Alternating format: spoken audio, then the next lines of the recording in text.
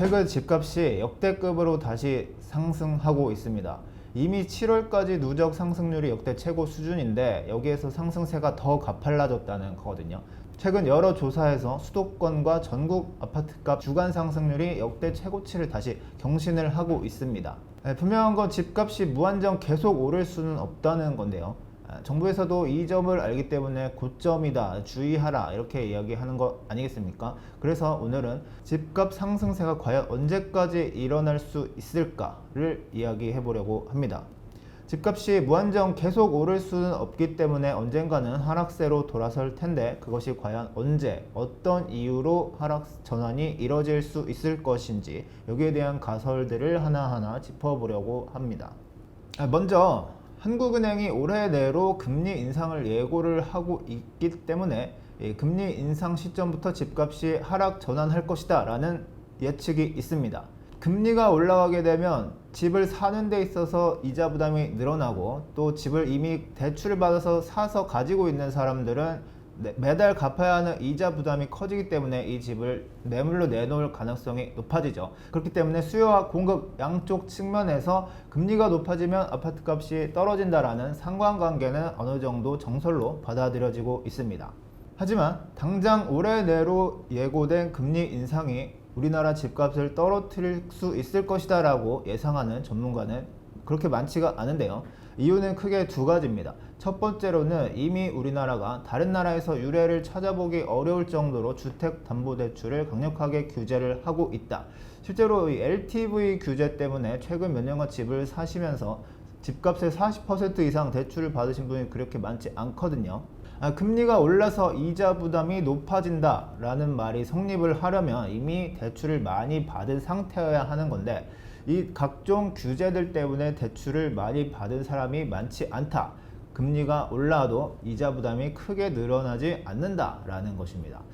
둘째는 금리 인상의 폭이 그리고 속도가 우리 경제에 부담을 줄 만큼 크게 일어날 가능성이 거의 없다. 아시다시피 코로나로 인해서 경기가 굉장히 불확실성이 큰 상황이기 때문에 여기에서 금리 인상 속도가 이 경제에 부담을 줄 정도로 크지는 않을 것이다. 올해와 내년 초까지 금리 인상이 이루어지더라도 한두 차례 0.5% 이내에서 소폭으로 이루어질 것이라고 보는 견해가 다수입니다. 자, 두 번째는 정부의 계속된 아파트 공급 정책이 결국 집값을 떨어뜨리지 않겠느냐라는 의견이 있는데요.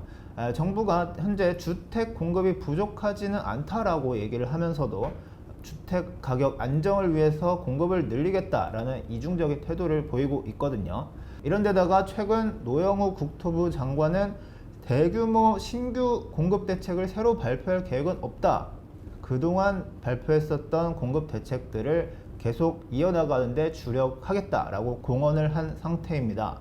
하지만 그동안 정부가 해왔던 공급 대책들이 대부분 허상으로 드러나고 있죠. 사실 공공재개발이라든지 도심 공공주택 복합지구 이런 이름도 어려운 사업들을 여러 개 발표를 했는데 이런 것들이 한계가 분명한 상황이라는 겁니다.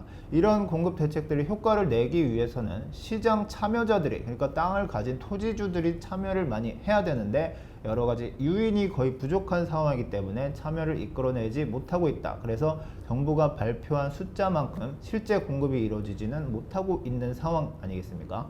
반대로 정부가 규제를 통해서 공급을 줄이고 있는 효과는 확실하게 나타나고 있거든요. 이미 서울의 아파트 연간 입주 물량이 올해 3만 1,000가구 정도인데 내년에 2만 가구로 줄어듭니다.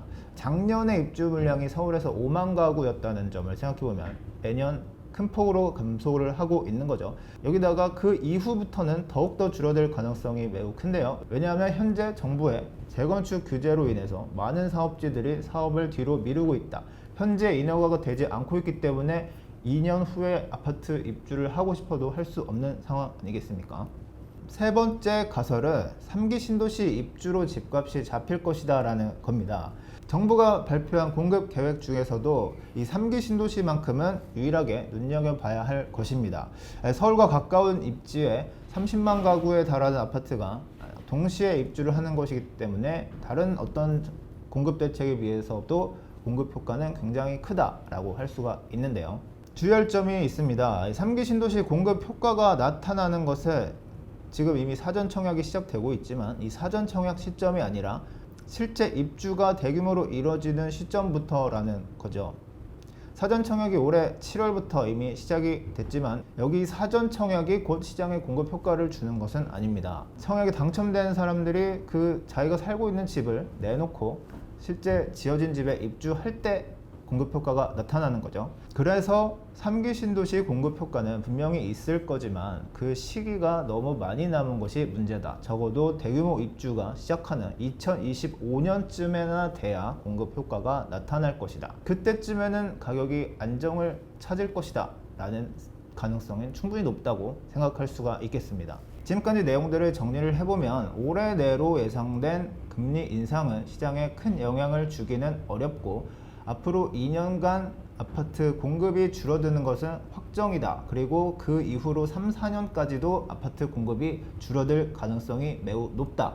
그렇기 때문에 3기 신도시 아파트 입주가 시작하는 2025년이 돼야 아파트 가격이 안정으로 돌아설 가능성이 높다. 물론 외부적인 경제 충격이라든지 이런 다른 변수가 없다고 가정을 했을 때 말입니다.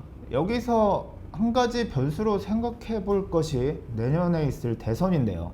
아시다시피 지금의 공급 부족 그리고 앞으로 예상되어 있는 계속된 공급 부족이 현재 정부의 정책 기조에서 기인하고 있기 때문인데요.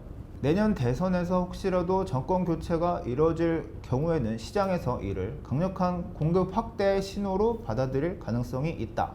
이렇게 되면 그것이 곧 규제 완화를 뜻하기 때문에 단기간의 시장 과열 가능성도 있지만 장기적으로는 주택 공급 확대 신호로서 앞으로는 지금과 같은 공급 부족 현상이 나타나기는 어렵겠구나 라는 뜻으로 시장에서 받아들이면서 드디어 안정을 찾을 수도 있다 라는 가능성도 제기가 되고 있습니다. 지금까지 현재 부동산 시장의 상승세가 어느 정도까지 계속 이어질 것인가, 꺾인다면 어느 시점에 꺾이게 될 것인가에 대해서 한번 예측을 해봤는데요. 부동산 시장을 이해하고 예측하는 데 도움이 되셨기를 바라겠습니다.